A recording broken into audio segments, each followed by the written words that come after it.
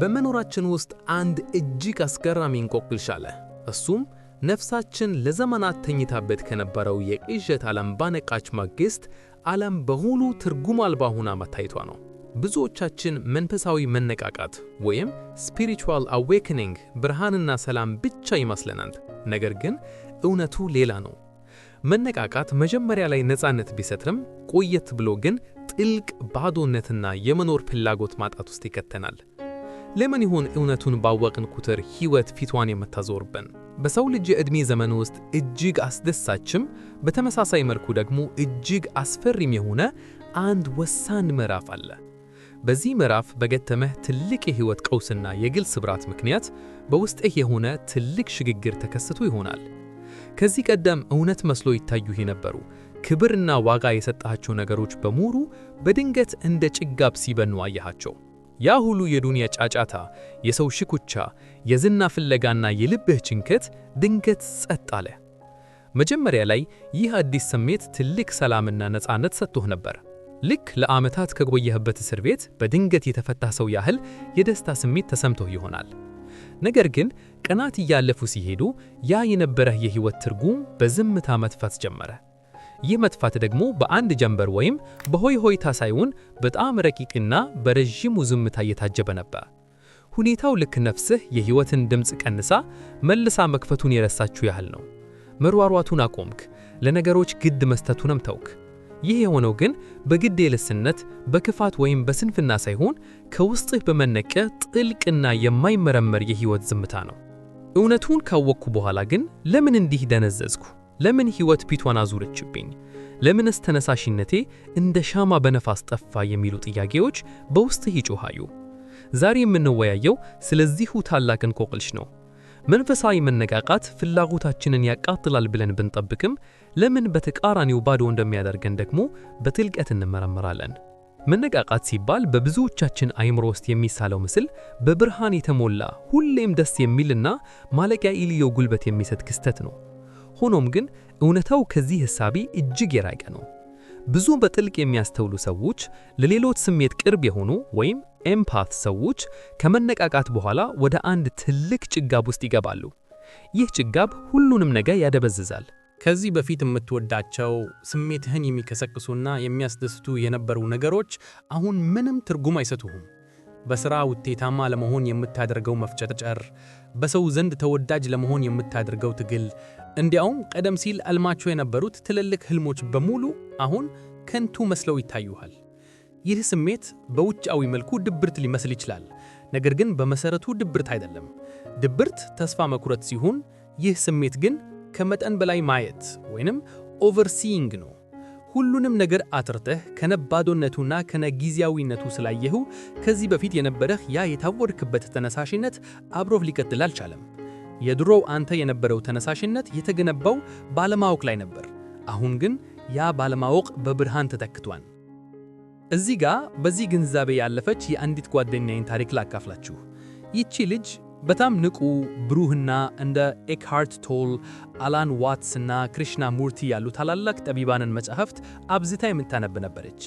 ከዚያም በአንድ ወቅት በሕይወቷ ውስጥ ትልቅ የመንፈስ መነቃቃት አጋጠማት። ሁሉንም ነገር ተረዳሁት፣ የሕይወት ምስጢር ተገለጠልኝ አለችኝ። የማንነትን፣ የእኔነትን ወይንም ኢጎ እና ውጫዊ ስኬትን የማሳደድ ከንቱነት በሚገባ ተረዳች። ሆኖም ከሁለት ወራት በኋላ ሁኔታዋ ባልተጠበቀ ሁኔታ ተቀየረ። ከአልጋዋ መነሳት እንኳን አቅቷት ቀኑን ሙሉ ጣሪያዋን እየተመለከተች መዋል ጀመረች። በፊት ስኬታማ ባለመሆኔ እጨነቅና አለቅስ ነበር። አሁን ግን ምንም ባላደርግም ግድ አይሰጠኝም። መነቃቃት ያነቃቃኛል እንጂ እንዲህ ያደነዝዘኛል ብዬ በጭራሽ አላሰብኩም ነበር ብላ በአንድ ወቅት ያጋጠማትን አጫወተችኝ። የዘመናዊው ስነ ልቡና አባት የሆነው ካርል ዩንግ ይህንን ሁኔታ በሚገባ ይረዳው ነበር። ዩንግ እንዲህ ይላል: Enlightenment doesn't come by imagining figures of light, but by making the darkness conscious. ይህ ምን ማለት ነው? መገለጥ የሚመጣው የብርሃን ምስሎችን በማለም ሳይሆን ጨለማውን በማወቅና ወደ ብርሃን በማውጣት ነው ይለናል። ይህ ማለት የመነቃቃት መጨረሻ ሳይሆን የስነ ልቦናዊ ሞት መጀመሪያ ነው። ማንነቴ ነው ብለህ የምታስበው የድሮው አንተ እየሞተ ነው። ለሕይወትህ ትርጉም የሚሰጡህ መዋቅሮች፣ ግቦችህ፣ ሥራ፣ ግንኙነቶችህ እንዲያውም የጊዜ አረዳድህ ሁሉም እየፈረሱ ነው። የእኔነትህ ወይንም የኢጎ ሙሉ በሙሉ አልተፋም፣ ነገር ግን የድሮ ካርታው ስለተፋበት ግራ ተጋብቷል። ያለ አዲስ ካርታ ደግሞ ተነሳሽነት ሊኖር አይችልም። ይህ ሽግግር ልክ እንደ አሮጌ ሕንፃ መፍረስ ነው። አዲሱን ለመገንባት መጀመሪያ አሮጌው መደርመስ አለበት። አሁን የሚሰማህ ስሜት ውድቀት አይደለም። በክሊኒካዊ ትርጉሙም ድብርት ወይንም ጭንቀት ተብሎ ሊፈረጅም አይችልም። ዩንግ እንደሚለው ዘመናዊው ዓለም ይህንን የዝምታና የባዶነት ጊዜ ለማስወገድ እና ለመሸፈን ይጥራል። በማኅበራዊ ሚዲያ፣ በሥራ ብዛት እና በከንቱ ጫጫው ይህንን ባዶነት እንድንሸፍነው ይገፋናል። ነገር ግን ዩንግ ይህ ቮይድ ወይንም ባዶነት ለእውነተኛ ማንነትህ ግንባኔ እጅግ አስፈላጊ እንደሆነ ያምናል። ይህ ጊዜ the sacred pause ይባላል። በአሮጌውና በአዲሱ ማንነትህ መካከል ያለህበት ሊምቦ ወይንም መካከለኛ ቀጠና ነው። በአሮጌው ተለቅቀሃል፣ ነገር ግን ወደ አዲሱ ገና አልገባህም። በዚህ ጊዜ የድሮው አንተ የነበረው ተነሳሽነት ይፋረሳል። ለብዙ ዘመናት ስትሮጥ የነበረው ሰውን ለማስደሰት፣ ስኬታማ ለመባል፣ ሀብት ለማከማቸት ወይም ራስን ለሌሎች ለማረጋገጥ ነበር። ዩንግ ይህንን ጭምብል ወይም ፐርሶና ይለዋል። ይህ ጭምብል በህብረተሰቡ ውስጥ ተቀባይነት ለማግኘት የምታደርገው መፍጨርጨር ነው። መነቃቃት ግን ይህንን ጭምብል በኃይል ይገፈፈዋል። ጭምብሉ ሲወልቅ ደግሞ የድሮ ግቦችህ አይመጥኑህም። ልክ መድረክ ላይ ገጸ ባህሪውን እንደረሳ ተዋናይ ግራ ትጋባለህ። ተነሳሽነት ያጣኸው ጉልበት ስለሌለህ ሳይሆን ያ ጉልበት የሚመነጭበት ነዳጅ ስለተለወጠ ነው። የድሮ ነዳጅህ ፍርሃትና ጉድለት ነበር። አሁን ግን እነሱ ቦታ የላቸውም። ብዙ ሰዎች መነቃቃት ሲመጣ አሮጌውን ሕይወታቸውን በበለጠ ፍጥነትና ደስታ የሚመሩ ይመስላቸዋል። ነገር ግን መነቃቃት አሮጌውን ሕይወት አያድስም፣ ይልቁንም ይዘጋዋል። ይህ የሆነው አጠቃላይ የሕይወት አሰራር ሥርዓትህ የተቀየረ ስለሆነ ነው። ከዚህ በፊት የምታደርጋቸው ነገሮች በሙሉ በኢጎ ድሪቨን ተነሳሽነት ላይ የተመሰረቱ ነበሩ። ለምሳሌ ይህንን ካላደረግኩ ሰዎች ዝቅ አድርገው ያዩኛል፣ ይህንን ስኬት ካላገኘው ሕይወቴ ትርጉም የለውም፣ እኔ ከሌሎች የተሻልኩ መሆኔን በተግባር ማረጋገጥ አለብኝ የሚሉ ሐሳቦች ናቸው። እነዚህ ሐሳቦች ነበሩ ሌት ተቀን ስታደርግ፣ ስትሮጥና ስትለፋ እንድትውል የሚያደርጉህ። መነቃቃት ግን አንተ ከማንም አታንስም፣ ከማንም አትበልጥም፣ አንተ የጽንፈ ዓለሙ ነፍስ አካል ነህ የሚል ፍጹም እውነት ይዞልህ ይመጣል። ይህ እውነት ወደ ህሊናህ ሲገባ የድሮው የውድድር ሞተር ይቆማል። ሞተሩ ሲቆም ደግሞ መኪናው ወይም ሕይወትህ የቆመ ይመስልሃል። ነገር ግን እየተካሄደ ያለው ለውጥ አዲስና ዘላቂ የሆነ ሞተር የመግጠም ሂደት ነው። ይህ የጉዞህ ክፍል ለብዙዎች እጅግ ግራ የሚያጋባ ነው። ዩንግ ይህንን ኢናንቲዮድሮሚያ ይለዋል። ይህም ነገሮች ወደ ተቃራኒያቸው የሚቀየሩበት ሕግ ነው። ከከፍተኛ ሩጫ ወደ ጥልቅ ዝምታ፣ ከብዙ ተግባር ወደ ምንም አላድረግ ትገባለህ። ይህንን በምሳሌ ለማየት የአባ ጫጓሬን ወደ ቢራቢራነት የመቀየር ሂደት እንመልከት። አባ ጫጓሪያዋ ወደ ቤቷ ወይም ኮኮን ውስጥ ከገባች በኋላ ወዲያውኑ ቢራቢራ አትሆንም። በመሃል ላይ አንድ የሚያስፈራ ደረጃ አለ። አባ ጫጓሪያዋ ወደ ቤቷ ውስጥ ራሷን ወደ ፍሳሽ ወይም ጉ ትቀየራለች። በዚህ ወቅት አባ ጫጓሬም አይደለችም፣ ቢራቢራም አይደለችም። ዝም ብላ ፍሳሽ ሆና ትቀልጣለች።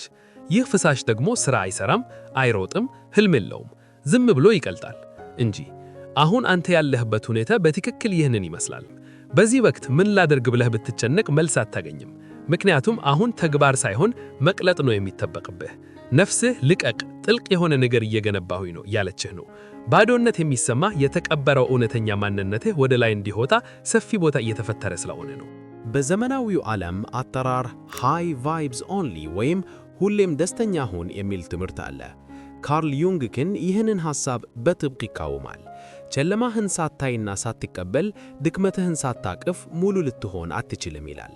ይህ ከመነቃቃት በኋላ የሚሰማህ ባዶነትና የተነሳሽነት ማጣት በውስጥህ ለዘመናት የሸሻሃቸውን ጨለማ ክፍሎች እንድታይ የተሰጠህ ታላቅ ዕድል ነው። በዝምታ ስትቀመጥና ምንም ማድረግ ስታቅህ እስካሁን በሥራና በሩጫ የሸሻሃቸው ስሜቶች ቀስ በቀስ ወደ ላይ ይመጣሉ። ብቸኝነት፣ ፍርሃት፣ የትርጉም ማጣት፣ የልጅነት ቁስሎች፣ እነዚህ ሁሉ መታየትና መፈወስ ይፈልጋሉ። ይህ ነው ትክክለኛው መንፈሳዊ ሥራ። ተነሳሽነት የጠፋ የጠፋው አይምሮህ ትኩረቱን ወደ ውጭ ከማድረግ ይልቅ ወደ ውስጥ እንዲያደርግ ስለተገደደ ነው። ዩንግ ሻዶው ወርክ ወይም የጥላ ሥራ የሚለው ይህንን ነው። እነዚህን ክፍሎችህን ስትቀበላቸውና ስታቅፋቸው ሕይወትህ ከአርቲፊሻል ስኬት ወደ እውነተኛ ሙሉነት ትሸጋግራለች። እዚህ ጋር ዩንግ አንድ ትልቅ ማስጠንቀቂያ አለው። አንዳንድ ሰዎች ከመነቃቃት በኋላ ወደ ስፒሪቹዋል ባይፓሲንግ ውስጥ ይገባሉ። ሁሉም ነገር ቅዠት ነው፣ ምንም ትርጉም የለውም፣ ስለዚህ ዝም ብዬ ቁጭ ላለሁ በማለት ከሕይወት ይሸሻሉ። ይህ ታዲያ ዲታችመንት ሳይሆን ከሕይወት መውጣት ነው። እውነተኛ መነቃቃት ግን ከሕይወት መሸሽ ሳይሆን ሕይወትን በአዲስ መነጽር ማየት ነው። እውነተኛው ማንነትህ በዚህ ምድር ላይ መኖርና መፍጠር ይፈልጋል። ነገር ግን የሚፈጥረው በኢጎ ፍላጎት ሳይሆን በነፍስ ትእዛዝ ነው። ስለዚህ በባዶነትህ ውስጥ ለዘላለም አትቀርም። ይህ ጊዜ አሮጌው እንዲወገድና አዲሱ እንዲዘጋጅ የተሰጠህ የዝግጅት ወቅት መሆኑን አትዘንጋ። ከዚህ ባዶነትና ዝምታ በኋላ የሆነ ወቅት ላይ አዲስ ተነሳሽነት በውስጥህ መመለስ ይጀምራል። ነገር ግን ይህ ተነሳሽነት ከድሮ ፍጹም የተለየ ነው። የድሮ ተነሳሽነት በጭንቀት፣ በፉክክር እና በጉድለት ስሜት የሚመራ ነበር። አዲሱ ተነሳሽነት ደግሞ በሰላም፣ በጉጉት እና በአሰላለም ወይም በአላይንመንት የሚመራ ነው። ይህ አዲሱ ስሜት ረጋ ያለ ውስጣዊ ስበት ነው። ዩንግ ይህንን the emergence of the self ይለዋል። አሁን ሕይወት ከህልውና ትግል ወጥታ ወደ ትርጉም ትቀየራለች። ነፍስህ ስትመራህ አትጨነቅም፣ ምላሽ ትሰጣለህ እንጂ። ከእንግዲህ ሰውን ለማስደሰት አትኖርም፣ ይልቁንም ከውስጣዊ እውነትህ ጋር ትሰማማለህ። የማይመጥኑህን ነገሮች፣ ሥራዎችና ግንኙነቶች አይሆንም ማለት ትጀምራለህ። ይህን ስታደርግ ምንም የጥፋተኝነት ስሜት አይሰማህም። ከውጤት ይልቅ ሂደቱንና ሰላምን ትመርጣለህ። የሚገርመው ነገር በዚህ አዲስ ተነሳሽነት የምትሰራቸው ሥራዎች ከድሮ በበለጠ ውጤታማና ለዓለም የሚጠቅሙ ይሆናሉ። ምክንያቱም አሁን የምትሰራው ለማግኘት ሳይሆን ለመስጠት ነው። ዩንግ the symbolic life የሚባል ጽንሰ ሐሳብ አለው። ከመነቃቃት በኋላ ተነሳሽነትህ የሚመጣው ከቀጥተኛ እቅዶች ሳይሆን ከሕይወት ምልክቶች ነው። ለምሳሌ ውስጣዊ ስሜትህ፣ ሕልምህም አጋጣሚዎች ናቸው። ሕይወት በአጋጣሚ የምታገባጡምልህን ነገሮች ማስተዋል ትጀምራለህ። ምን ማድረግ አለብኝ ብለህ ከምትጨነቅ ይልቅ ሕይወት አሁን ምን እያሳየችኝ ነው ብለህ መጠየቅ ትጀምራለህ። ይህ በምልክት መኖር ሕይወትን እጅግ አስደሳችና ምስጢራዊ ያደርጋታል። ተነሳሽነትህ የሚመነጨው ውጫዊ ሽልማት ሳይሆን ከዚህ መለኮታዊ ጨዋታ ጋር አብሮ መጓዝ ነው። ለማጠቃለል ያህል ከመነቃቃት በኋላ የሚሰማህ ባዶነትና የተነሳሽነት ማጣት የአደጋ ምልክት አይደለም፣ ይልቁንም ታላቅ ምስራች ነው። የድሮ የሳትህ የጠፋው በውጫዊ ነፋስ የማይጠፋ ጥቅል ነበልባል በውስጥህ እንዲቀጣጠል ነው። ካርል ዩንግ ቃል የገባው ቀላል መንገድ ሳይሆን እውነተኛ መንገድ ነው።